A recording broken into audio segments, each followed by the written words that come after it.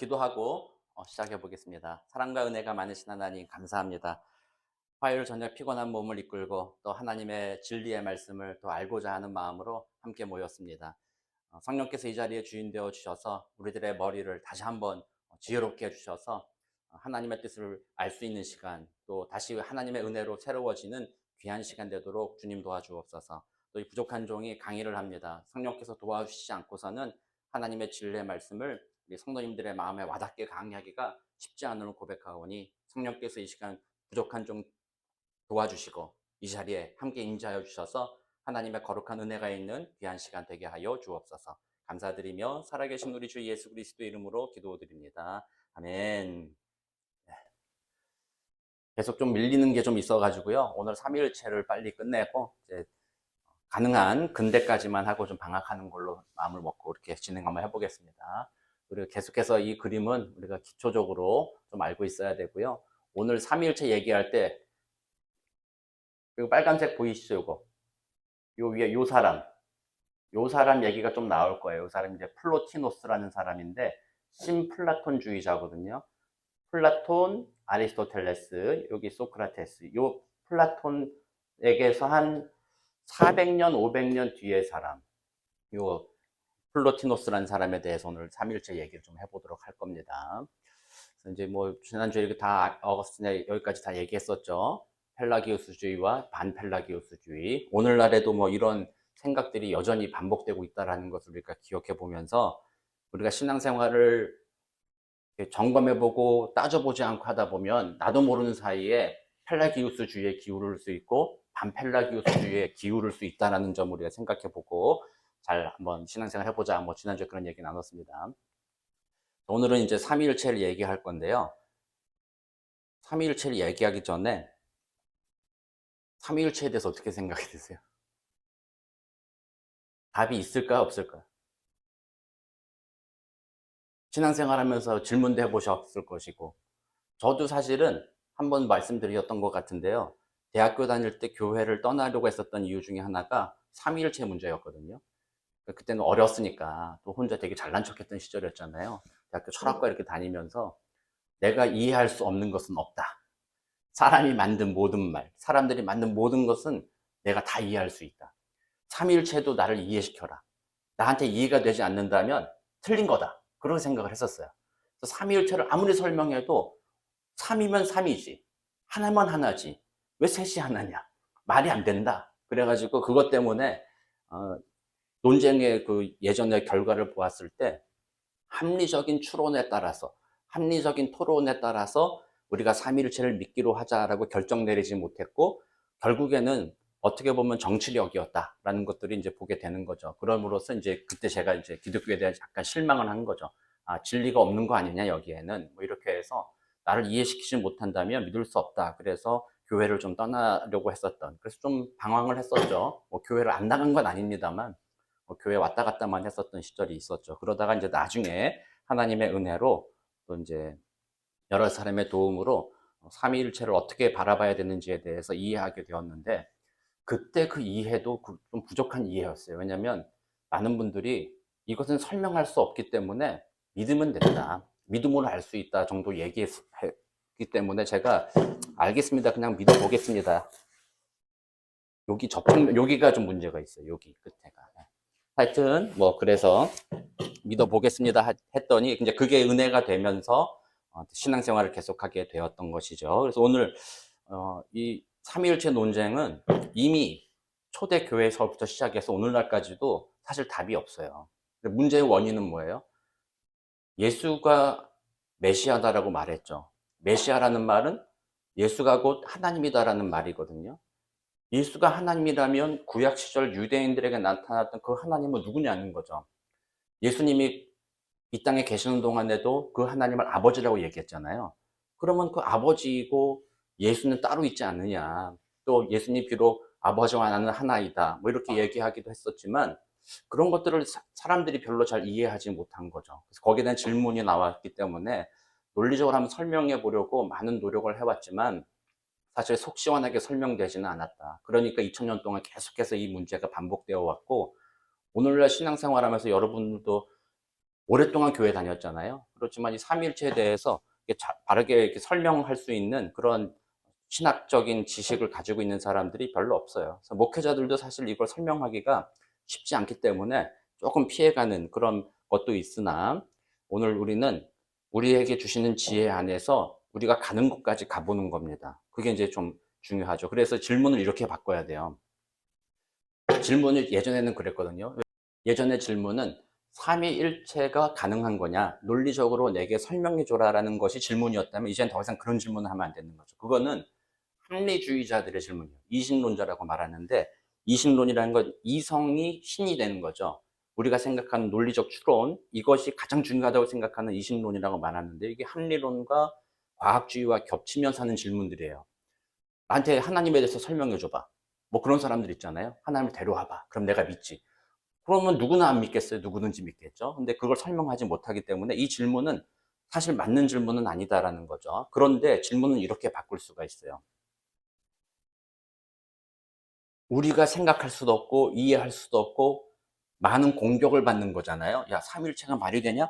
많은 공격을 받는 교리임에도 불구하고 왜 오늘까지도 기독교인들은 삼일체 교리를 붙들고 있느냐라는 거예요. 그게 왜 중요하냐? 그거를 물어보는 거지. 삼일체를 설명해 줘라는 것은 이제 더 이상 질문이 되지 않는다는 거죠. 그것이 왜 중요한가? 그렇게 본다면 어떻게 보면 우리 기독교가 유대교와 이슬람교와 다른 이유가 뭐냐? 뭐가 다르냐 했을 때는 그 삼위일체 그거 하나 붙들고 있는 거거든요. 그러니까 이거를 그런 의미에서 우리 개신교인에게 그럼 삼위일체가 무슨 의미냐라고 질문하는 거지, 삼위일체가 맞느냐라고 질문하는 것은 우리의 지식의 한계를 넘어서 있다라고 이렇게 볼 수 있는 거예요. 그래서 이슬람하고 우리가 믿는 하나님이 같은 하나님이에요? 다른 하나님이에요? 알라. 같을까요? 다를까요? 사람들이 맨날 물어볼 거 아니에요. 다른 하나님이라고 보는 거예요. 왜 달라요? 거기에 알라는 자기들 마음대로 만들어낸 하나님이에요. 마호메트를 통해서 뭐 계시를 받았다고 해서 자기들이 만든 하나님이죠. 전통적인 유대인의 하나님을 끌어다가 자기들 마음대로 변형시킨 하나님이기 때문에 앞으로 여러분들이 이슬람과 기독교인이 같은 하나님 믿는다라고 말하면 그건 되게 어리석은 얘기다라고 생각해야 돼요. 잘못된 거다. 다르다라고 얘기할 수 있어야 돼요. 우리의 하나님은 성경에서 계시된 그 하나님을 우리는 믿는 것이기 때문에 알라라고 부정하는 이슬람의 하나님과 우리는 다르다. 어쨌든 이 삼위일체라는 것이 다른 종교들과 우리 기독교인을 구별짓는 가장 중요한 특징이라는 거예요. 그러므로 이걸 포기할 수 없는 것이고, 그렇기 때문에 이것이 우리에게 주는 의미는 다른 종교에게 주는 의미보다 우리에게 아주 중요한 의미를 가지고 있다는 점이죠. 그걸 한번 생각해 보는 겁니다. 아우구스티누스가 사실은 이 삼위일체라는 책을 썼는데요. 한 20권을 쓴 것 같아요. 묶은 게. 그래서 한 20년에 걸쳐서 썼다고 하는데, 결국 그도 이렇게 얘기, 처음 시작할 때도 그렇고 마지막에도 그렇고요. 내가 쓰긴 썼으나 내가 이해하는 순서대로 쓰긴 했지만 내가 온전하게 이해할 수는 없다. 다 알지는 못한다. 우리가 알 수 있는 그 수준까지만 갔다. 그래서 하나님이나 무한하신 분이시므로 우리가 그 완전한 실제를 다 알 수 있다고 생각하는 것은 교만하다. 겸손하게 우리에게 주신 그 범위 안에서 거기까지 생각해보고 그 너머는 하나님께 맡겨야 된다. 이렇게 얘기했고, 그래서 그가 이제 한 얘기 중에 중요한 얘기 중에 하나가, 당신이 그것을 이해했다면 그것은 결코 하나님이 아닙니다. 라고 말하기도 한 거예요. 요 점은 우리가 잘 이해해야 돼요. 내가 하나님을 다 알고 있다고 생각한다면 어쩌면 그건 하나님이 아닐 수 있다. C.S. 루이스가 스크루테이프의 편지에서도 그런 얘기를 해요. 예배당 교회 와가지고 사람들이 하나님을 예배한다고 얘기하는데, 가만히 보면 진정한 성경에 나오는 하나님을 예배하는 것이 아니라 자기가 만든 하나님을 예배당 한 구석에 갖다 놓고 거기에 대해 예배한다라는 거예요. 그러니까 하나님이 위대하시고 그분이 내게 주시는 말씀을 내가 듣고 그분의 계시, 그분의 성령의 은혜를 사모함으로써 예배하는 게 아니라 내가 원하는 것을 이루시는 하나님, 내가 생각하는 하나님, 하나님이라면 이렇게 돼야지, 이런 방식으로 하나님을 자기가 규정하는 방식으로 하나님을 생각하고 그 하나님을 예배한다면 그거는 우상숭배다라고 말하는 거예요. 그건 하나님이 아니다라고 말하는 거죠. 아구스티누스 때부터 그런 전통이 교회 안에 계속 왔다라는 거죠. 그래서 신앙생활 하면서도 우리가 자꾸 성화가 되지 않고 거룩하신 하나님의 뜻 가운데 정말 지난주 설교대로 탁월한 인간, 하나님의 말씀에 합당한 인간으로 성장하지 못하는 중요한 이유 중에 하나가 크신 하나님을 내 생각으로 규정하고 요만큼으로 만들어 버렸다라는 거죠. 그런 하나님을 내가 믿고 있으니까 그 수준만 가면 되는 거잖아요. 그런 하나님, 내가 만든 그 하나님의 수준까지만 잘하고 그 이상을 바라는 하나님의 뜻에 대해서는 관심이 없이 신앙생활을 한다는 거예요. 그게 이제 당신이 안다고 한다면 그것 하나님이 아닐 수 있다라고 이제 아우구스티누스가 이렇게 얘기하는 거죠. 우리는 그런 점을 좀 생각해 보고, 그래서 삼위일체 교리를 설명하면서 이 이야기를 하는 것이니까 삼위일체 가지고 시험에 들지 말아라. 좀 이해 안 된다고 해도 그것 때문에 하나님을 버린다거나 그것 때문에 낙심할 필요는 없다. 하나님은 더 크시니까. 그리고 에밀 브루너라는 스위스의 이제 개신교 신학자가 있는데요. 그 사람은 삼위일체 교리는 보호의 교리다라고 이렇게 얘기를 해요. 하나님에 대한 기독교의 풍부한 이해, 우리 삶의 아주 풍부한 이해를 자꾸 낮춰가지고 우리가 알 수 있는 정도 수준으로 끌어내린다고 한다면 잘못된 것이다. 방금 말씀드린 대로. 그러므로 끌어내리지 않도록, 그 풍성함을 인정하도록, 그 신비로운 것을 인정하도록 하기 위해서 삼위일체 교리가 주어졌다는 거예요. 하나님의 위대하심을 우리의 수준은 알 수 없다는 것을 깨달아서 우리의 신앙이 우리 수준에 머물지 않고 하나님 수준으로 갈 수 있도록 보호하기 위하여서 이 신비를 우리에게 알려주셨다라는 것이 이제 그 사람의 논리였죠. 그래서 우리는 삼위일체 얘기할 건데 우리가 잘 이해가 안 된다는 점들을 첫 번째로 놓고, 그러나 그 안에서 우리에게 주시는 지혜를 발휘해서 어떻게 이해해야 될 것인가 한번 생각해 보려고 하는 거예요. 그래서 중요한 것은 이제 처음에 제가 몇 가지 이제 삼위일체가 어떻게 시작이 됐고 어떻게 정리가 되었는지는 말씀을 드리고요. 마지막에 오늘날의 이제 삼위일체 논의가 어떤 방식으로 이루어져서 우리한테 어떻게 적용되는가, 그렇게 정리를 한번 해보도록 할 거예요. 그래서 테르툴리아누스라는 사람이 있었어요. 이 사람은 알렉산드리아에서 수사학과 법학을 공부한 사람이요. 이제 법정에서 그 당시만 해도 여러 가지 소송들이 있었기 때문에 소송에 대해서 말 잘하는 사람이 승리하는 거죠. 오늘날의 변호사와 같은 그런 직업을 가졌던 사람인데, 그리스도인으로서 삼위일체에 대해서 공격받는 것을 본 거예요. 그래서 이걸 한번 방어해 보겠다라고 생각해서 이 사람이 이제 삼위일체를 얘기하는데, 우리가 요즘에는 트리니티, 홀리 트리니티, 트리니티란 이 단어 자체가 없었던 거거든요. 트리니티, 트리니티가 트리, 세 가지, INTY, 유니티. 그래서 삼위일체란 말인데 이거를 이 단어를 트리니타스라는 단어를 이 사람이 처음으로 만들어서 쓴 거예요. 그래서 그때로부터 지금까지 우리는 트리니티, 삼위일체라는 단어를 쓴 거거든요. 근데 이 당대 저기 보면 양태론적 삼위일체에 대한 반론이라고 되어 있잖아요. 양상론적 삼위일체라고도 하고 양태론적 삼위일체라고도 해요. 말이 되게 어렵잖아요. 근데 생각해보면 별로 어려운 건 아니에요. 이 테르툴리아누스 이전에 어떤 사람이 하나님은 한 분이다. 그런데 세 가지 모양으로 나타났다라고 얘기한 거예요. 구약 시절에는 우리가 아는 유대교의 그 하나님으로 나타났고, 신약에 대해서는 그 하나님이 예수로 나타났다. 그리고 예수님이 부활 승천한 다음엔 그 하나님이 다시 성령으로 나타났다. 그렇게 다시 말하면 영국에서 1인 3역을 했다라는 거예요. 혼자서 세 가지 역할을 했다라는 것이 양태론적 삼위일체예요. 이거는 그 당시 사람들에게 흔한 이해였어요. 왜냐면 제우스가 있잖아요. 제우스는요 변신을 되게 잘했거든요. 어떨 때는 막 황소, 어떨 때는 독수리, 어떨 때는 막 신으로도 변신을 하고 막 이랬거든요. 그러니까 하나의 인격체인데 때에 따라서 다르게 나타난다 그래서 양상론적, 양태론적 삼위일체라고 얘기를 해요. 그러면 이거는 세 명이에요, 한 명이에요? 한 명이잖아요. 그리고 여기에 큰 문제가 뭐였냐면, 만약에 그렇다면 예수를 십자가에 못 박았다. 그 말은 결국 뭐예요? 성부 순환설이라고 그래서 우리가 하나님을 못 박았냐라는 거예요. 하나님을 죽였느냐? 하나님을 죽일 수는 없다. 하나님 어떻게 죽어요? 하나님이 죽으면은 안 되잖아요. 말이 안 되잖아요. 그러니까 이거는 이단으로서 우리는 이걸 받아들일 수 없다라고 이렇게 이야기하는데, 사람들이 이 제우스와 이런 그리스 로마 문화에 익숙해진 사람들한테는 그 말이 설득력이 있었잖아요. 삼위일체 이해하기 힘든데. 그런 거에 대해서 이제 테르툴리아누스가 이것을 내가 방어해 보겠다라는 마음으로 얘기한 거예요. 그래서 나중에 삼위일체 신학이 아주 기초를 깐 거예요, 이 사람이. 기초. 요거에서 다음 단계 이제 오늘 얘기를 할 건데, 기초. 그래서 그 기초가 뭐냐. 새 위격이다. 저기 페르소나라고 되는데, 페르소나. 영어로는 펄슨이라고 번역을 하기도 하는데요.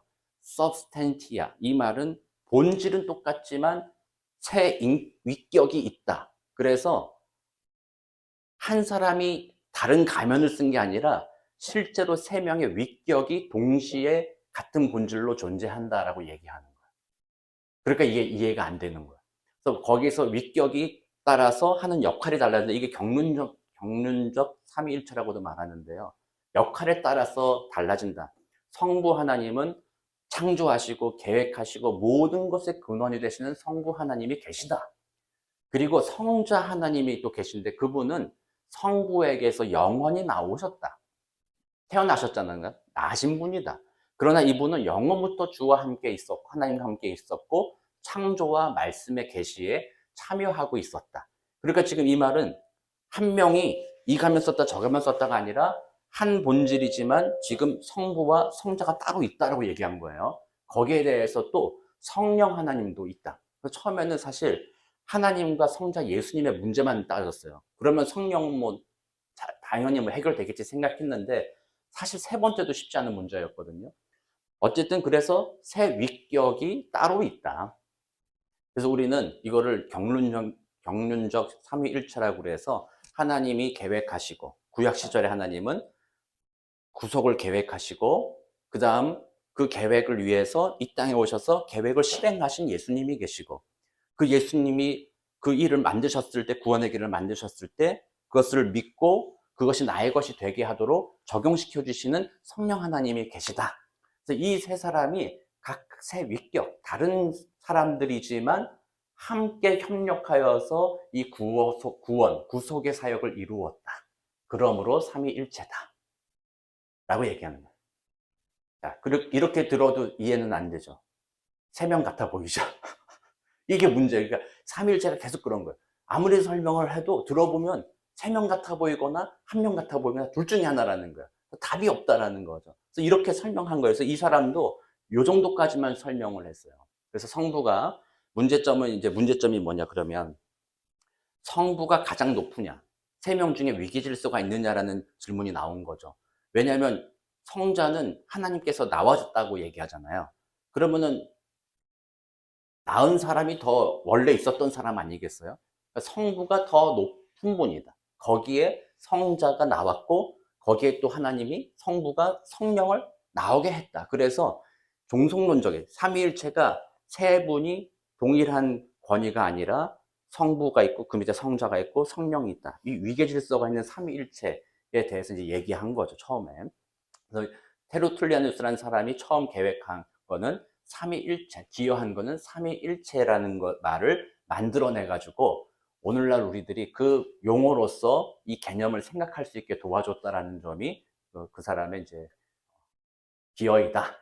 요 정도 알고 그 다음 이제 이 삼위일체에서 방금 말씀드린 대로 위계 질서가 있다고 했잖아요. 그래서 테리톨리아누스까지는 삼위 한 분, 본질 한 분이 새 위격이다라는 삼위일체에 대한 어렴풋한 개념을 만들었는데 그 안에 세 분의 위계 질서가 하이라키가 있다라는 것을 염두에 둔 삼위일체가 됐죠. 근데 이거를 성경에서는 지지하지는 않는다는 거예요. 성경은 그런 하이라키를 말하지 않고 어떻게 보면 하나님과 나는 하나이다 말하면서 세 분이 동등하다라는 거죠. 그럼 이걸 어떻게 해결해야 될까 했을 때 이때 이제 신플라톤주의, 플라톤 철학이 우리의 삼위일체 신학에 영향을 주었다라고 이렇게 보는 거죠. 그래서 잠깐 플라톤주의와 신플라톤주의 잠깐만 얘기하고 넘어갈 건데요. 플라톤주의는 우리가 이미 다 다루긴 했습니다. 플라톤은 눈에 보이는 감각적인 개별자들은 눈에 보이지 않는 원래 원형이 있었다라는 거죠. 그래서 의자가 각각의 개별이지만 이것이 의자에게 하는 원래 원형은 이데아 세계에 있다라고 얘기하죠. 그리고 그 이데아 세계에 가보면 의자의 원형도 있을 거고 컴퓨터의 원형도 있을 거고 뭐의 원형도 있을 거고 그래서 이데아 세계는 원형들의 세계라는 거죠. 그러니까 거기는 그냥 다양한 거예요. 모든 것이 다 있는 거죠.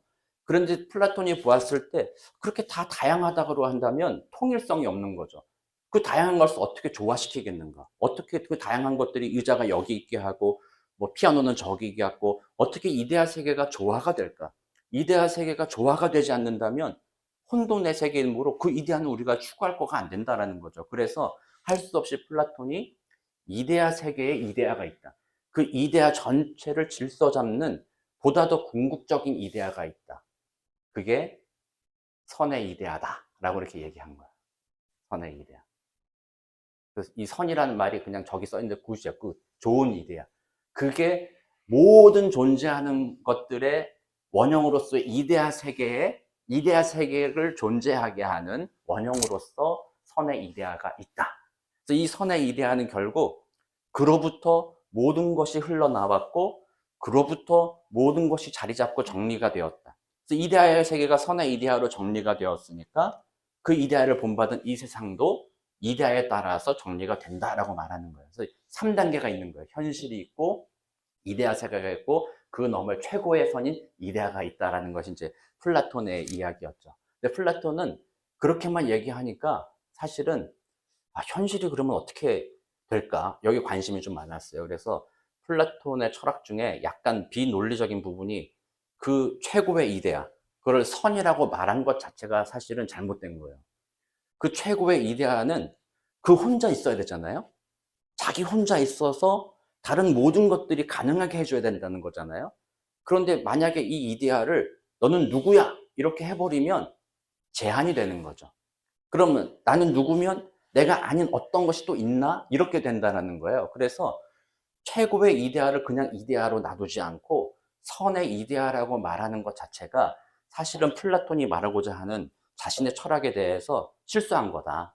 이렇게 얘기를 해요. 근데 실수했는데 그 실수를 왜 했냐라는 거예요. 모르고 했냐? 아니다. 플라톤이 알고 했다라는 거죠. 왜냐하면 최고의 이데아가 선이 되어야지만 우리는 이 세상이 악한 세상이 아니라는 것을 믿을 수 있다는 거예요. 사람들의 마음에 평안을 주기 위해서요. 이 선의 이데아가 질서를 잡고 모든 것이 올바르게 되도록 이데아를 정리하고 그 이데아가 세상을 정리하기 때문에 선의 이데아로 인해서 정말 현실 속에 살아가는 우리들이 이 세상은 악한 것들이 사로잡힌 것이 아니라 선한 것이 있기 때문에 살만한 곳이야 라고 생각할 수 있다는 거예요. 그리고 그 최고의 이데아가 선이니까 우리는 끊임없는 철학적 사고를 통해서 플라톤은 어디로 가야 된다고 그랬어요? 이데아를 깨달아야 된다고 그랬잖아요. 근데 결국 그 끝이 뭐라고요? 선의 이데아이기 때문에 플라톤은 결국에는요, 선하게 살아야 된다라고 말하는 거예요. 철학적인 지식과 인식을 가지고 선의 이데아를 깨달아서 오늘 삶을 선하게 살아라. 이렇게 보면 뭐가 똑같아요? 우리 기독교하고 똑같잖아요. 하나님이 계셔. 모든 것이 하나님으로부터 만들어졌어. 하나님으로부터 다 나왔어. 하나님이 지금 세상을 다 정리하고 계셔요. 근데 그 하나님은 완전한 선한 분이죠. 그렇기 때문에 우리는 그 하나님을 믿을 수 있는 거죠. 만약에 하나님이 선하지 않고 악한 분이라면 우리가 어떻게 하나님을 믿어요? 언제나 배신받을 수 있잖아요. 하나님 믿을 수 없으니까 평안하지 못하겠죠. 그래서 우리의 신앙의 고백은 그거죠. 하나님은 선하신 분. 하나님은 내게 최고로 좋으신 분. 이런 고백이 있어야 되는 거잖아요. 그리고 또 거기에 더 나아가서 뭐예요? 하나님이 그런 분이니 내가 거룩하니 너희도 거룩하라. 우리도 그분을 따라서 거룩하게 이 땅에 선하게 살아가야 된다. 플라톤주의와 이 기독교가 이런 의미에서 상당히 비슷한 거예요. 그래서 많은 철학자들이나 신학자들이 플라톤을 이 사람은 그리스에 보낸 모세다라고 말할 정도로 그의 아이디어가 대단하다라는 거죠. 그래서 이런 플라톤은 그래서 단지 우리가 오늘날 오해하기를 플라톤이 이분법으로 인해서 이 세상은 천하고 저 세상만이 중요하다고 말하는 그런 오해로 우리가 많이 이해가 되는데 원래 플라톤 철학은 그렇지 않았다라는 거죠. 근데 이제 다음에 얘기할 신플라톤주의 사람들이 그걸 바꿔놓은 거예요. 그거를 우리가 오늘날 이해하는 방식으로 바꿔버린 거죠. 그 다음으로 한번 넘어가 보도록 할게요. 아까 제가 보여드린 플로티노스, 이 아테네 학당, 라파엘로가 종교개혁 이후에 그린 거잖아요. 서양의 기독교사와 사상사에 있어서 아주 큰 영향력을 끼친 인물들을 여기다 모아둔 거예요. 그 중에 이제 플로티노스라는 이 신플라톤주의자가 한 자리를 떡 차지하고 있으니까 이 사람이 끼친 영향력이 얼마나 크겠냐는 거야. 그래서 이 사람이 방금 말씀드린 그 플라톤주의를 신비주의로 바꿔버린 거예요. 이 사람이 이제는 요 물질 세계는 하찮다. 저 신비로운 이데알 세계를 동경하자라고 말하는 게 이 사람의 주장이에요. 이 사람이 이제 그런 방식으로 플라톤주의를 왜곡했다라고 보는 거죠. 그리고 그게 기독교 안에서 약간의 도움을 줬어요. 삼위일체를 이해하는데. 그렇지만 거기에 우리는 매여 있지 않았고 성경적으로 그것을 다시 한번 해석해서 성경적인 삼위일체로 나가게 되는데요. 이 플로티노스라는 사람은 어,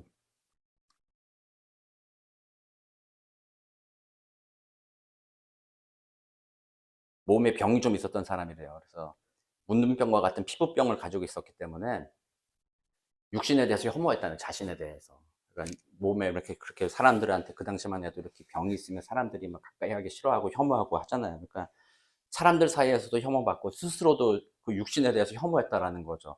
그러니까 이 육신에 매달릴 수가 없는 거죠. 이 육신 넘어서 또 다른 어떤 차원으로 자신이 승화되어야 된다라는 그런 일상에서의 어떤 핍박이 좀 있었던 것 같아요. 그러다 보니까 이 플라톤주의를 공부하면서 그 초월에 대해서 많이 관심을 가지고 그걸 공부를 했었다라는 거죠. 신비로운 이런 것들에 이제 관심을 갖었다라는 거죠. 이 플로티노스라는 사람이 플라톤은 최고의 이데아가 뭐라고 그랬어요? 선의 이데아라고 얘기했죠. 그러니까 그 선의 이데아니까 우리 삶과 연결되어 있었는데 그걸 끊어버린 거예요. 선의 이데아가 아니다. 최고는 파르메니데스라고 우리가 처음에 공부할 때 배웠던 사람인데 일자다, 일자. 모든 것의 첫 번째에 있는 것은 일자, 하나, 그거다라고 얘기한 거예요. 그래서 그거는 선이라고 말하면 안 된다. 그것은 말할 수 없는 거다. 규정할 수 없는 거다. 그냥 뭔지 모르지만 그냥 있는 거다라는 거예요. 그래서 여기서 일자라는 그 말이 첫 번째라는 의미를 가질 수도 있지만 그것보다는 초월이라는 의미를 가지고 있어요. 그러니까 우리가 이제 신존재 증명할 때 이런 방식으로 증명해요. 원인론적 증명인데 모든 것이 있다. 이게 있다. 그럼 이게 있기 위해서는 이전에 뭐가 있어야 되냐?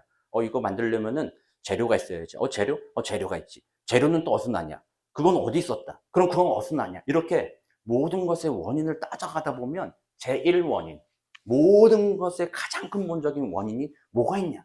그게 신이다라고 말하는 게 이제 원인론적 이런 방법, 인과론적 방법으로 신존재 증명하는 건데요. 그때 그 개념의 일자가 바로 이런 거예요. 일자는 모든 것이 존재하게 하기 위한 최초의 첫 번째 원인이다. 그러나 이거를 단지 물리적인 첫 번째 원인, 물리적인 원인이 아니라 그것의 초월에 있는 원인이다라는 거예요. 그래서 우리가 계속 말씀드렸던 것 중에 엑스 니힐로라고 하죠. 무에서 유를 창조했다. 모든 것이 존재하기 전에 그 전에 이미 있던 어떤 정신적인 것, 무형의 것, 그것이 일자다라고 하는 거예요. 그래서 이 일자는 완전한 초월자라는 거예요. 그래서 인간의 이해와 물질 세계를 완전히 초월했기 때문에 물질 세계로서 설명할 수 없는 것, 규정할 수 없고 제한할 수도 없고 절대적인 존재이며 초월한 그 존재가 그냥 있다라는 거예요. 그리고 이 일자는 그냥 있는 거예요. 옛날부터. 뭘 창조하거나 뭘 만들어내거나 그렇지 않아요. 모든 것의 그냥 근원이기 때문에 그냥 원래 있었다라는 거예요. 그러나 이 원래 있었던 것에서 그럼 어떻게 오늘날 우리가 살아가는 이 세상이 만들어졌냐라고 물어봤을 때 하는 말이 그 일자로부터 자연적으로 자연적으로 유출됐다. 뭐가 하나가 툭 튀어났다라는 거예요.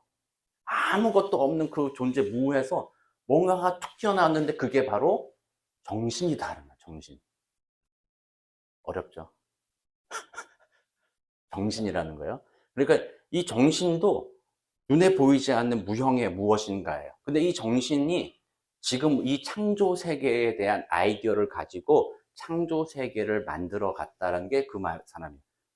만들고. 근데 그 정신에서 또 하나가 튀어나와. 그게 영혼이라는 거야. 그리고 이 영혼은 정신이 만들어낸 이 물질 세계를 운영하는 역할을 하는 것이 바로 그 영혼의 역할이다라고 얘기한 거야. 그러니까 이게 뭐냐면 이데아가 이데아의 그 근원 있잖아요. 눈에 보이지 않고 무형이며 규정할 수 없는 그것. 그것이 어떻게 물질 세계로 연결될 수 있느냐는 거예요. 고스트란 영화를 옛날에 보셨어요? 고스트란 영화 있잖아요. 옛날에 그 누구지? 그 데미 무어 나오는 영화 있잖아요. 거기에 보면 그 남자가 죽었는데 죽은 줄 모르잖아요. 맞나? 찾아가가지고 이렇게 샥 했는데 어떻게 해요? 안 만져지잖아요. 샥 하면 이렇게 고스트니까 안 건드리잖아요. 안 건드려지잖아요.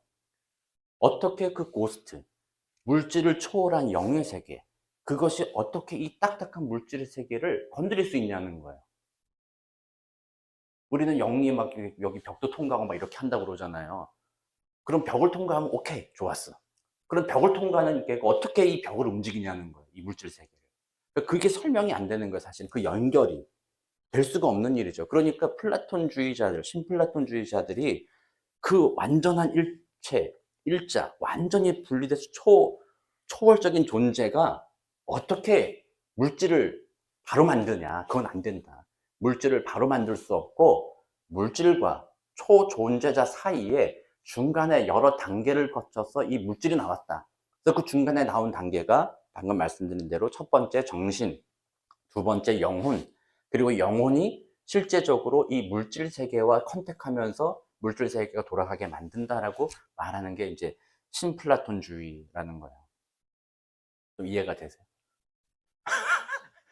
근데 이 신플라톤주의, 플로티노스라는 사람 아까 말씀드린 대로 이제 뭐 이 정도만 이해하고요. 이 플로티노스라는 사람의 스승이 암모니우스라는 사람이거든요. 암모니우스. 근데 이 암모니우스한테는 제자가 두 명 있었어요. 하나가 플로티노스예요. 또 하나는 오리게네스라는 사람이에요. 플로티노스는 순수한 철학자로서 철학적인 사유를 했어요. 그래서 이런 정신, 뭐 영혼, 일자 이 세 가지가 같이 일하면서 세상을 만들어냈다고 얘기하는 거예요. 그러니까 어떻게 보니까 셋이서 같이 일해서 세상이 만들어졌다. 이렇게 얘기하니까 좀 비슷한 느낌이 오죠. 이 오리게네스는 바로 같은 스승 아래에서 플로티노스와 오리게네스라는 제자가 있었는데, 오리게네스는 스승이 두 명이었거든요. 한 명은 클레멘스라는 기독교 신학자였고, 한 명이 바로 이 이름 까먹 암모니우스라는 이 사람, 두 사람이 자신의 스승이었어요. 그래서 한쪽으로는 신플라톤주의를 배웠고 한쪽으로는 신학을 배웠던 거예요. 그때 그 논쟁을 본 거죠. 아, 어떻게 인간 예수가 하나님이며, 그렇다면 하나님이 어떻게 한 분이신가? 두 명, 세 명 아닌가? 이런 것에 대한 고민을 할 때 바로 이 신플라톤주의의 그 말한 일자와 정신과 영혼의 아이디어를 얻어서 아, 그렇다라고 얘기하는 거죠. 이제 오리게네스의 얘기를 할 거예요. 그래서 제가 오늘 이 플라톤주의와 신플라톤주의를 이야기한 이유는 우리 기독교 신앙, 우리가 확실하게 믿는 교리가 성경에서 분명히 뒷받침되지만 인문학이라는 세상의 학문에서 아이디어를 도움을 받았다라는 점을 우리는 이해할 필요가 있다는 거예요. 그것 때문에 우리가 하나님의 말씀을 좀 더 정리해서 이해할 수 있었다라는 겁니다. 그런 사례로서 우리가 지금 플라톤주의를 보는 거예요. 그리고 그게 연습이 되면 오늘날 우리가 신앙생활하는 우리의 태도가 포스트 모더니즘이라는 지금 세속적인 문화 속에 어떻게 우리가 신앙이 모양 지워져 가는가, 그리고 그 과정에서 잘못된 것을 어떻게 걸러내고 올바른 성경적 신앙으로 갈 수 있을까를 고민할 수 있게 만든다는 거. 그걸 훈련하기 위해서 좀 이런 얘기들을 하는 거예요. 그래서 오리게네스라는 사람이 플로티노스의 얘기를 들어보니까 그렇다면 그 일자라는 거는 우리 성부 하나님이겠다.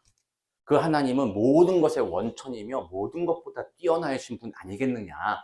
그를 성부라고 하자. 그리고 창조에 있어서 하나님께서는 그 아들 예수 그리스도의 그 말씀으로 세상을 창조하셨으니까 정신이라고 말하는 것을 우리는 성자 예수라고 하자. 그리고 그 영혼이라는 것이 세상을 돌아갈 수 있도록 역동적으로 활동하고 있다고 하니까 그것을 성령이라고 보면 되겠다.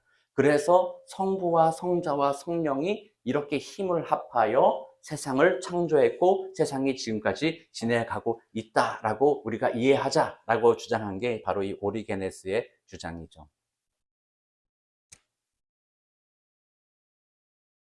이 오리게네스라는 사람은 신앙적으로는 대단히 뛰어난 사람이었어요.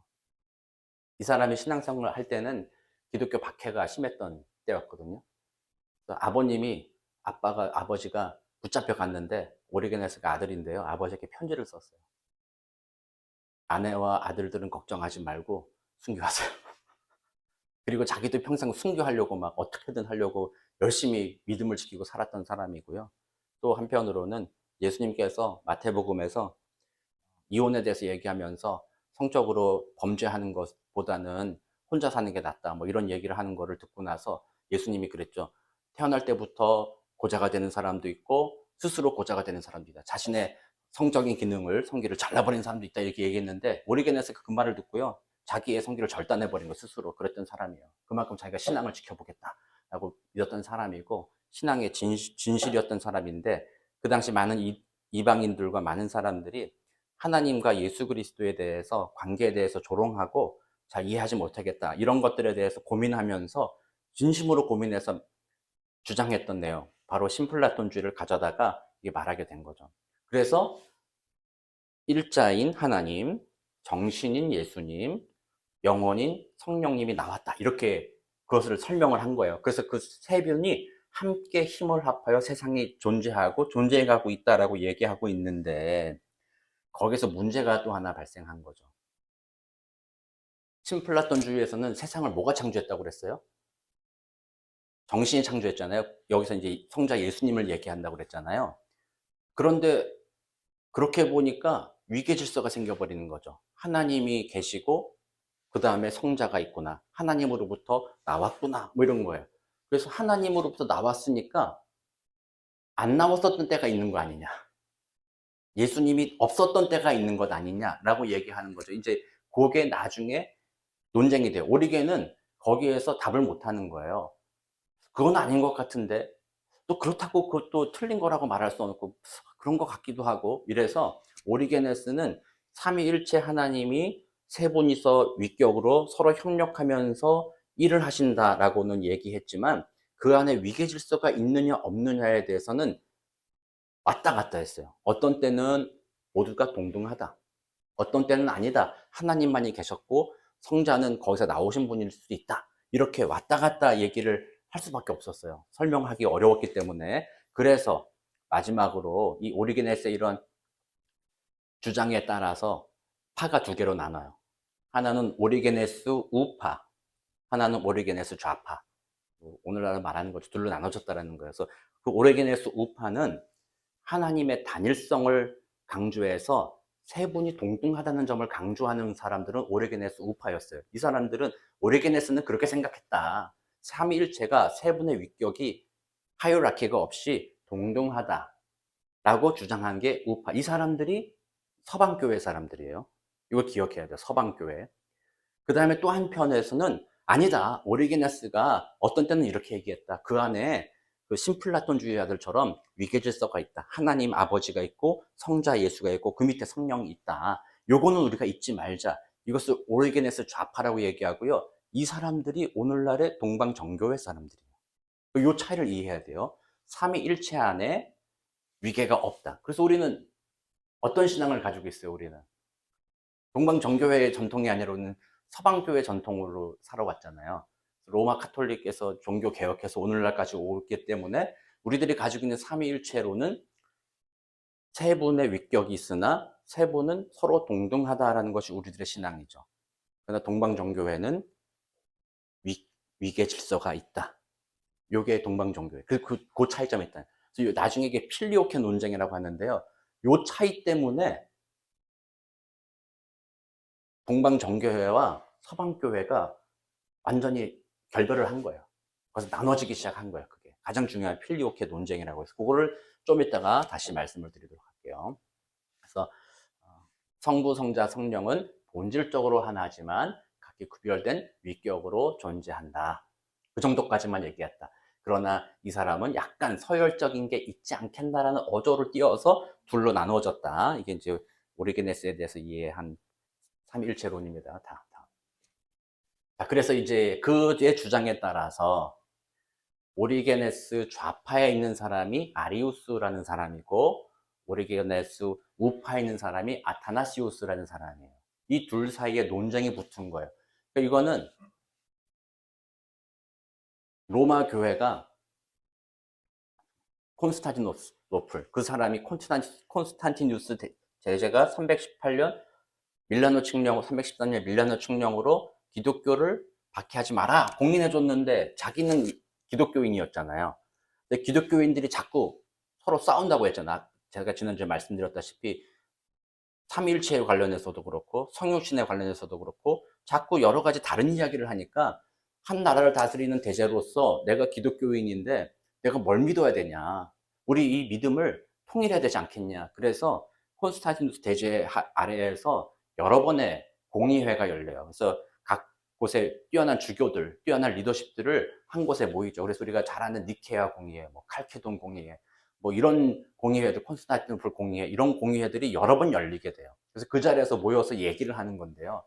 첫 번째 문제가 바로 이 문제였어요. 그러면 삼일체 세 분이 동등하냐 아니면 다르냐. 그래서 아리우스는 성자는 없었던 때가 있었다. 하나님께서 성자를 만들었다. 그래서 그는 성자는 피조물이다 라고 얘기한 거야. 그래서 우리들보다는 뛰어나다 그분이. 그렇지만 그분은 하나님보다는 열등하다. 그래서 그 위계 질서 아래 있는 것이 맞다. 그러므로 우리가 예배하는 것은 하나님을 예배해야 된다. 이렇게까지 주장하는 거예요. 이게 아리우스죠. 그래서 삼위일체의 위계적 또는 종성론적 이해를 말했고 아리우스주의가 됐죠. 근데 여기에 대해서 이제 아타나시우스라는 사람이 아니다. 틀렸다. 그게 아니다. 성자와 성부는 동등하고 본질상 동일한 분이다. 이게 중요한 문구예요. 본질상 동일한 분이다. 성자는 창조되지 않았고 영원부터 성부에게서 나셨다. 이 말이 좀 어렵긴 하죠. 영원부터 태초에 말씀이 계시니라. 이 말씀처럼 영원부터 하나님과 그냥 함께 있었기 때문에 하나님과 나누어지는 존재는 아니다.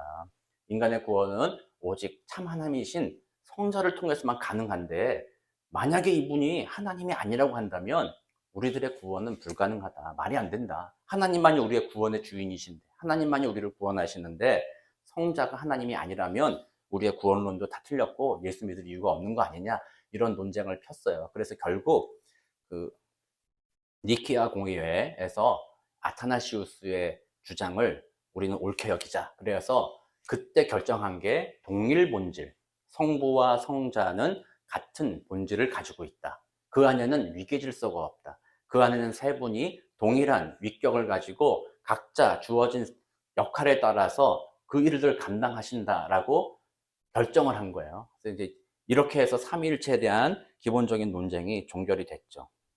잘 따라오고 계세요? 제가 처음에 말씀드렸다시피 어렵다. 잘 이해가 안 될 수도 있다. 그러나 일단은 따라가 보는 겁니다. 이런 논쟁의 과정들. 그러니까 여러분들이 이 논쟁의 과정들을 팔로우하는 거예요. 아, 예수 그리스도가 메시아다, 하나님이다. 아, 그러면은 질문이다. 구약의 하나님과 이 메시아 예수가 같은 하나님인가? 그랬을 때 초대교회 성도들이 같은 하나님이지. 이거 가지고 논쟁했다라는 거야. 그래서 결국 그래 같은 하나님이야. 거기까지 인정을 했어요. 그리고 이게 이해를 못 하겠는데 어떻게 된 거지? 그랬을 때 신불났던 주의자들이 성부와 성자와 성령 하나님 세 분이 함께 협력해서 창조하셨고 구속하셨다라는 이야기들을 한 거예요. 아, 거기까지는 이해가 되겠다. 그러면 이 세 분의 관계는 뭐냐? 질문이 확장하고 있는 거예요. 관계는 뭐냐? 그 사이에 서열이 있냐 없냐? 있다, 없다. 이것까지 나누고 니케아 회의에서 그 사이에는 더 이상 나누어짐이 없이 동일하다라는 것까지가 정리가 된 거예요. 그래서 그 니케아 공의회에서 고백한 대로 우리가 잘 이해는 안 되지만 세 분 하나님이 한 분이시란 동일 본질이라는 것을 고백하고 세 분 사이에는 위계가 없이 세 분이 동일하다라는 것을 우리는 고백하기로 하자 한 것이 니케아 신조고 그것이 오늘날까지 우리가 믿는 바이다. 자, 여기까지 간단하게 정리가 됐죠. 그래서 아리우스의 주장은 이단으로 정제되었고 니케아 신경에 호모 우시오스라는 단어를 추가시켜서 이분은 창조되었거나 피조물이 아니라 영원히 하나님에게서 나신 하나님과 동일한 분이다라는 것을 말하게 된 거예요. 그래서 삼위일체 교리의 아주 중요한 이점이 되었죠. 요거를 이제 설명할 때 아우구스티누스는 이 니케아 공의회의 의견에 동의하면서 아우구스티누스가 그 삼위일체론을 다시 정리할 때 그분은 관계 속에 계시는 분이시다. 그러니까 동일하지만 관계 속에 있다. 그래서 예를 들면 종이가 있다면 그냥 종이가 있을 때 앞면과 뒷면은 뭐가 먼저 만들어지지 않잖아요. 그냥 종이라면 앞면과 뒷면이 그냥 있는 거죠. 근데 어디가 앞면이고 어디가 뒷면인지 모른다라는 거예요. 한 사람이 종이에 쓸 때, 아, 이쪽이 내가 앞면이야. 여기다 써야지 하면 여기가 앞면이고 그 뒤가 뒷면이 되는 거죠. 하나를 규정했을 때 그 뒤에가 규정이 된다는 거죠. 그러니까 원래는 성부 하나님, 성자 하나님이 종이와 같이 존재하고 같이 계셨던 분이신데 우리가 성부 하나님이라고 부를 때는 이쪽 면을 보고 성부 하나님이라고 부른 거고 저쪽 면에 성자 예수님이 같이 계셨다라는 거예요. 그런 방식으로 아구스티누스는 우리가 이해하기는 어렵지만 성부와 성자와 성령은 동일 본질로서 영원부터 영원까지 같이 존재하신다라고 이렇게 이야기하는 것이고요. 또 거기에서 중요한 거는 이 세 분이 하나님은 사랑이라는 그 본질 때문에 서로 사랑 안에서 함께 한다라는 걸 얘기하기 시작한 거예요. 그러니까 삼위일체가 그 전까지는 존재론적인 질문이었거든요. 삼위가 어떻게 하나야? 삼위일체 우리가 믿어야 되나? 설명해봐. 이런 거였다면 이제는 삼위일체의 의미를 더 탐구해 보는 거죠. 아, 그 삼위일체가 왜 삼위일체일까? 생각해 보니까 아고스티누스는 세 분이 서로 동등한 입장에서 서로 사랑하고 서로 격려하고 서로 도와주고 함께 마음을 뜻을 합하고 그렇게 서로 관계 속에 있다. 사랑의 관계 속에 있는 삼위일체이다라고 이렇게 이해한 거예요. 우리가 그렇게까지 이해하자는 거예요. 우리 이성을 통해서 존재론적으로는 정확하게 이해는 못하겠지만 성경을 통해서 우리에게 계시해 주신 것을 살펴보았을 때 하나님은 그런 공동체로서 계신다. 그리고 하나님의 본질인 사랑 안에서 그분이 함께 계신다라는 것을 이제 얘기한 거예요. 그러니까 그런 전통이 이 아구스티누스가 이렇게 정리한 전통이 아퀴나스를 거쳐서 칼빈을 거쳐서 오늘날까지 우리에게 이어져 와 있는 거예요. 그리고 특별히 오늘날의 삼위일체론에 대해서 논쟁할 때 더 이상 한 분 본질이 새 윗격이를 설명하려고 하는 그런 노력들은 이제 더 이상 하지 않는다라는 거죠. 이미 지나갔다. 답이 없다. 그거는 우리가 믿어야 된다. 그 정도로 넘어갔다라는 거예요. 그러나 그 의미를 생각해 보는 것이 더 중요하다는 질문으로 넘어가면서 몰트만이라는 우리 현대 신학자가 있어요. 그 사람이 이제 사회적 삼위일체론이라고 하는 것을 얘기했어요. 그래서 어려운 단어를 쓰긴 했는데 페레코레시스라는 단어를 썼어요. 이 말은 상호 침투, 상호 내주라는 말을 썼거든요. 하나님 성부와 성자와 성령이 각각 독립적으로 있긴 하지만 상호 침투한다는 거예요. 같이 있는다는 상호 내주. 예수 안에 하나님이 계시고 성령이 계시기도 하고 하나님 안에 예수가 계시고 성령이 계신다. 그래서 이 세 인격이 상호 침투하고 그래서 서로 안아주고 얽히고 설키고 하나가 되어 있는 사회적인 삼위일체다라고 얘기하는 거예요. 이렇게 얘기했을 때 핵심은 그거예요. 동일한 동일한 인격이 모여서 공동체를 이룬 것이 아니라 서로 다른 인격이 상호 침투, 상호 내재하면서 서로 받아주면서 삼위의 일체를 이루었다라고 보는 거예요. 그러니까 하나님은 창조하시고 섭리하시는 하나님이라면 예수님은 성취하시는 하나님, 성령님은 그것을 적용하시게 하는 하나님이라고 한다면 세 위격이 서로 다르잖아요. 똑같지가 않잖아요. 동일하지가 않잖아요. 근데 그 세 위격이 서로 그 사역에서 동참하고 협력하고 하나가 되었다. 삼위일체의 의미는 바로 이 이질적인 것들이 상호 침투해서 연결되는 것이다 라는 것이 이 삼위일체의 핵심이다라고 이렇게 이야기하는 거예요. 그렇다면 오늘날 삼위일체를 믿는 우리들이 그런 방식으로 신앙생활을 한다라는 거예요. 이 삼위일체는 그런 방식으로 교회에 도전을 준다라는 거예요. 많은 분들이 이제 교회가 배타적이라고 얘기하잖아요. 야, 뭐 예수님만 뭐 구원이 있냐? 뭐 그렇게 막 배타적이라고 얘기하는데 사실은 기독교의 이 삼위일체 교리 자체가 배타적이지 않고 상호 끌어안는 공동체를 보여주고 있다는 거예요.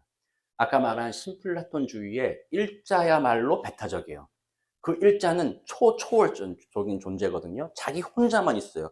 누구도 침투할 수 없고 누구도 거기서 나올 수 없는 그 모든 것의 근원으로서 밑바탕으로서의 일자거든요. 그러나 하나님이란 존재는 그 일자와 좀 다르다는 거죠. 일자가 가지고 있는 모든 특성을 가지고 있지만 거기에 또 더 나아가 사랑이라는 가치가 하나 더 들어가서 상호 침투한다는 거죠. 삼위일체 교리가 그렇게 다른 사람들과 연결되어 있다는 것을 말하는 거예요. 그래서 교회는 그런 곳이라는 겁니다. 기본적으로 우리 삼위일체를 믿는다고 고백했을 때, 우리가 유일신 하나님을 믿는다고 고백했을 때, 그 말은 일자의 하나님을 믿는다라고 고백하는 것이 아니라 삼위일체의 하나님을 믿는다라고 고백하는 거예요. 여러분들 그걸 잘 이해해야 돼요. 나는 전능하신 한 분 하나님을 믿습니다 라고 얘기하는 것은 일자 하나님을 믿습니다가 아니라 삼위일체의 하나님을 믿습니다라고 고백하는 거라는 거예요. 그러면 삼위일체의 하나님을 믿는다는 것은 뭐냐?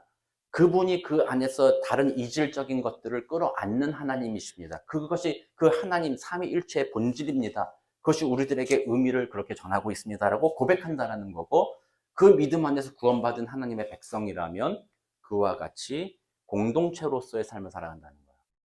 다른 사람들을, 나와 이질적인 사람들을 포용하고 그들을 받아들이는 그런 삶을 살아가는 것. 그게 삼위일체의 신앙 고백하는 자들의 삶이라는 거죠. 근데 역사적으로 그걸 잘못해왔어요. 삼위일체를 막 주장하면서 다른 사람을 얼마나 미워해요.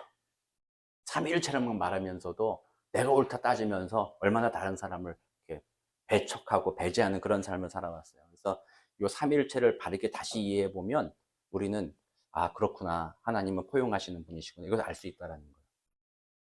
또 우리의 삶이 잘못된 거예요. 리차드 도킨스라는 사람 들어보셨잖아요. 만들어진 신이라고 가장 대표적인 무신론자인데 그 사람이 공격하는 게 그거예요. 인류를 봐라. 종교가 없으면 얼마나 행복한 줄 아냐? 종교 때문에 너 911도 터지지 않았냐? 종교 때문에 지금 저 팔레스타인과 저기 이스라엘이 싸우고 있지 않냐? 종교 때문에 뭐 싸우고 있지 않냐? 종교 때문에 종교 전쟁이 있었고 얼마나 많은 사람이 죽었고 종교만 없으면 우리가 편안할 것이다. 뭐 이렇게 얘기를 하거든요. 맞는 말 같아요? 아닌 것 같아요? 저는 진짜 말도 안 되는 소리 하고 있다고 생각을 들어요. 아니, 그 종교 때문에 벌어진 전쟁의 수를 세보고, 종교와 상관없이 벌어진 전쟁의 수를 한번 세보자는 거예요. 뭐가 더 많겠어요? 종교 없어도 싸우는 전쟁이 얼마나 많겠어요? 1차, 2차 세계대전 같은 경우도 역사상 가장 많은 사람이 죽었던 그런 대규모 전쟁에 있어서도 종교 때문에 그런 거 아니잖아요. 인류가 자신의 욕심 때문에 그런 거죠. 그렇게 본다면 종교 때문에 전쟁이 일어난 것도요, 종교 그 자체, 다시 말하면 우리 개신교의 개신교 본질적인 그 자체의 문제가 있어서 전쟁이 일어난 게 아니에요.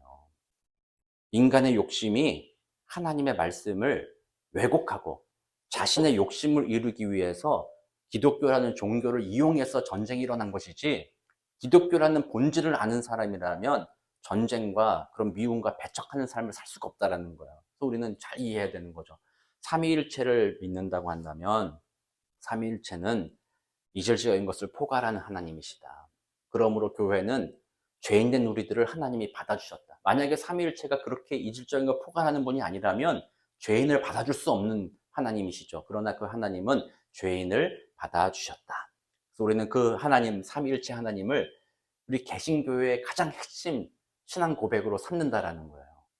여러분들이 다른 종교와 우리 개혁교회를 구분하는 가장 핵심적인 게 바로 이 삼위일체 교리. 거기에 따라서 성육신과 예수 그리스도의 복음이 나오는 거죠. 그러니까 이걸 잘 기억하고 있어야 된다는 겁니다. 그래서 이런 삼위일체를 또 가장 잘 보여주는 사례라고 한다면, 뭐 어려운 말은 조성학이라고 얘기하고요, 화성학이라고 얘기도 하죠. 노래하는 거, 노래. 우리가 찬양대 있잖아요, 찬양대. 찬양대가 사부로 해서 각각 다른 노래 목소리들인데 그것이 하나로서 조화 이루게 되는 거 있잖아요. 이게 어떻게 보면은 삼위일체의 예시가 아니겠는가라고 보는 거예요. 각각의 자신의 역할은 있지만 하나로 뭉쳐서 찬양대가 되어서 하나의 목소리, 하나의 음악을 만들어내잖아요. 얼마나 그게 아름다운 일들이에요. 그래서 이게 너무 중요한 일인데 그래서 저는 우리 교회에서 자꾸 이 성가대 막 없애고 막 이런 거가 조금 안타까워요. 잘 알면은 그 성가대가 얼마나 우리에게 그 자체로 우리에게 은혜를 끼칠 수 있는 일인데 그게 이제 옛날 방식이라고 해서 요즘 막 CCM만 하려고 그러잖아요. 앞에 찬양팀만 해가지고 찬양만 막 하고 그냥 말씀 전하고 끝내자 뭐 이렇게만 하는데 저는 이제 찬양대가 그런 의미에서 참 하나님의 그 삼위일체와 포용, 협력을 보여주는데 참 좋은 예시다라고 이렇게 말할 수 있는 거예요. 삼위일체라는 게 그런 의미에서 여기까지 정리가 했지만 그래서 계속해서 도전을 받는 거예요. 그리고 그래서 또 재밌기도 한 거예요. 아, 내 이성으로는 여기까지밖에 못 가지만 그 너머가 남아있구나. 그 신비한 게 뭐가 남아있구나. 이 신비한 게 좀 있어야지 하나님 아니겠어요? 이거 없으면 뭐 하나님 아니죠. 그러면 뭐 누구나 다 따라가겠죠. 그 삼위일체 머리로서 이해해 보려고 하지만 세 명이 하나. 그래서 잘못하면은 삼신론으로 가고 잘못하면은 일신론으로 가서 위계질서 헷갈리긴 하지만 그래도 내가 고백하는 이 삼위일체는 나는 믿음으로 받아들이고 나중에 하나님이 우리가 하나님 나라에 갔을 때는 명확하게 보게 하시겠지. 그러나 그 삼위일체 교리가 주는 그 의미들 서로 상호 내주. 파리의 연인들이라는 드라마에 그거 나왔잖아요. 이 안에 너 있다. 이 안에 너 있다. 뭐 그런 거 있잖아요. 그런 방식으로 하나님과 그 관계라는 거. 이 안에 너 있다. 너가 여기 있으니까 나는 너를 귀하게 여기니까 나도 귀하게 여기고 또 너를 귀하게 여기고 서로 너 안에 내 있다, 나 있다 뭐 이렇게 하면 그런 거 있잖아요. 그게 삼위일체라는 거죠. 그런 은혜로 우리가 기억하고 삼위일체 교리를 가지고 우리의 신앙생활을 우리 공동체를 사랑하고 포용하고 그런 삶을 살기를 바랍니다. 우리 이제 요거 하나만 보고 이제 마무리할 거예요. 그래서 아까 제가 기억하라고 말씀드린 것 중에 오리게네스 우파, 오리게네스 좌파, 동방정교회와 서방교회의 차이점 얘기했잖아요. 동방정교회는 뭐라고 그랬어요? 위계가 있다, 하이라키가 있다. 서방종교는 없다. 그렇죠? 그래서 요 사진 중에 류블로프, 안드레이 류블로프 1410년경 그림이거든요, 요거. 여기 보면은 이게 삼위일체를 표현한 그림이긴 해요. 보면은 요 가운데에 있는 분이 예수님, 요 왼쪽에 우리가 보기에 왼쪽에 있는 분이 성부 하나님, 요 오른쪽이 성자 하나, 성령 하나님이에요. 이 예수님은 손가락을 두 개를 여기 테이블 위에 올려놓고 있잖아요. 신성과 인성을 상징하는 그거 두 개를 있다. 그리고 요 성령 하나님은 요 손가락으로 요 여기 작은 네모를 가르치고 있는데 이게 천국으로 들어가는 문이다. 성령 하나님이 인도한다. 뭐 이런 내용을 로서 그림을 그렸다라는 거예요. 근데 뭐 그런 구분을 이제 우리가 이해하지만 중요한 점은 뭐냐면 얼굴이 어때요? 똑같죠? 셋 다. 똑같다는 점이 중요한 거예요. 삼위일체 사이에 동등하다라는 거죠. 구별이 없이 동등하다. 그걸 표현하기 위해 똑같이 그린 거예요. 그리고 파란색 옷을 공통으로 입고 있다.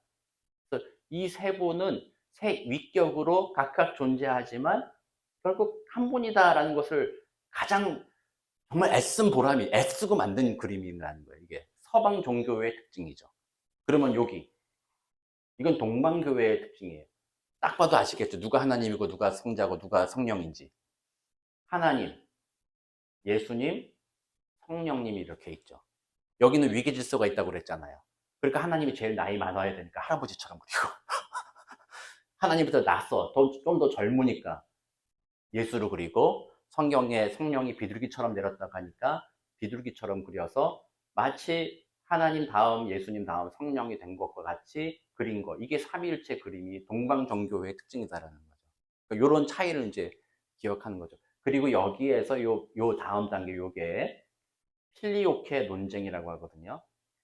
니케아 신경, 니케아 이제 삼위일체를 이렇게 했잖아요. 니케아 신경을 그때는 서방교회든 동방교회든 둘 다 같이 만들어서 같이 니케아 신경을 고백을 했어요. 근데 나중에 서방교회가 니케아 신경에다가 필리오케라는 단어를 추가를 한 거예요. 그 단어를 어디다 추가했냐면 성령님이 하나님으로부터 성령이 나온다라는 거 안에 필리오케 단어를 쳐서 하나님 그리고 예수 성자로부터 성령이 나온다라고 얘기한 거예요. 그러니까 성부와 성자가 동일하다, 동등하다라는 표현이잖아요. 그 말은 성부와 성자가로부터 성령이 나온다. 그래서 이 그림은 필리오케 그림이라고 해서요. 성부의 입에서도 성자의 입에서도 성령이 나와서 둘 다 성령 내보낸다라는 걸 그린 거예요. 이게 1400년경 그림이거든요. 그랬는데 동방교회는 야, 이것처럼 분명하게 위계가 있어. 성령은 성자에게서 나오지 않고 성부로부터 나온 거야. 라고 말한 거죠. 그래서 나중에 니키아 신경을 같이 모르고 있어요. 동방교회는 그냥 옛날처럼 니키아 신경에 필리오케란 단어가 없었던 거거든요. 근데 나중에 와서 어느 날인가 한 수도원에 가서 같이 니키아 신경 얘기하는데 서방교회에 있던 사람들이 막 얘기하다가 우리 같이 주기도문이나 뭐 사도신경 고백하듯이 막 얘기하다 중간에 못 들어본 말을 딱 띄워넣은 거죠. 필리오케 딱 들어간 거죠. 딱 들어보고 갑자기 이상한데? 야, 방금 너 뭐라고 그랬어? 필리오케?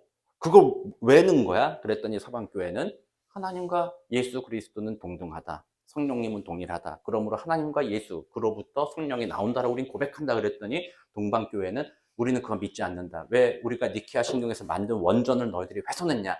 그래서 우리는 그것을 넣지 않겠다. 그래서 이게 필리오케 논쟁이 돼서 나중에 동방정교회와 서방교회가 표면적으로는 이 문제로 서로 갈라지는 계기가 됐다라는 거죠. 그래서 이 삼위일체 교리가 이런 방식으로 서방교회와 동방교회 사이에 이런 차이점을 가지고 있다. 그러나 우리가 기억해야 될 것은 그럼에도 불구하고 우리 하나님과 예수 그리스도와 성령 하나님은 함께 협력하셔서 선을 이루어 우리의 구원을 완성해 가신다라는 점을 우리가 고백하는 거고요. 그리고 동방종교는 이게 위계 질서가 있다 보니까 그래서 동방종교회는 로마 카톨릭과 같이 사제와 성도들 간에 좀 뭔가 위계 질서가 있는 거죠. 그렇지만 우리 개혁교회는 성삼위일체 하나님도 서로 동등한데 왜 우리들 사이에 위계 질서가 있냐? 우리 모두가 동등한 거 아니냐? 그래서 개혁교회는 이 삼위일체를 가지고 이제 우리 모든 성도가 동일하게 각자의 맡은 역할을 따라서 서로 사랑하고 섬기면서 공동체를 이루어가는 것이다라고 말할 수가 있는 거죠. 그래서 삼위일체를 이렇게 정리를 한번 해보겠습니다. 뭐 답을 찾으시려고 오신 분이라면 조금 마음에 속 시원하진 않을 수도 있겠지만 삼위일체의 의미를 다시 생각해 본다면 앞으로 우리의 신앙생활을 좀 다르게 볼 수 있지 않겠는가. 그리고 삼위일체 교리가 신비에 있지만 얼마나 우리에게 위로가 되기도 하고 또 도전이 되는가 생각해보는 뭐 그런 시간이었으리라 생각을 합니다. 오늘 여기 삼위일체 요 정도까지 하고요. 우리 다음 주에 또 다음 내용으로 좀 이야기 나눠보겠습니다. 기도하고 마치겠습니다. 사랑과 은혜가 많으신 좋으신 아버지 하나님 감사합니다. 우리는 한 분 하나님을 믿습니다. 삼위일체 하나님을 우리는 믿습니다. 그 안에서 서로 내주 교통하시고 서로 사랑 안에서 연합을 이루시는 좋으신 그 삼위일체 하나님이 협력하여서 우리의 구원을 이루어 주셨습니다. 이제 우리가 그 구원을 받은 자로서 우리도 주님 닮기를 원합니다. 공동체 안에서 서로 사랑하고 서로 협력하고 서로 도와주어서 상호 내주, 상호 침투, 서로 도와주어서 함께 주님의 아름다운 사명들을 잘 감당해가는 우리 모두가 되도록 주님 도와주옵소서. 감사드리며 살아계신 우리 주 예수 그리스도의 이름으로 기도드립니다. 아멘.